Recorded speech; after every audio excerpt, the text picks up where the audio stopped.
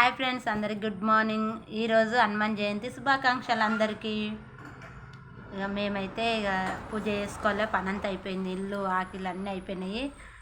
ఇక పనంతా అయిపోయింది, పూజ చేసుకుంటే పని అయిపోతుంది.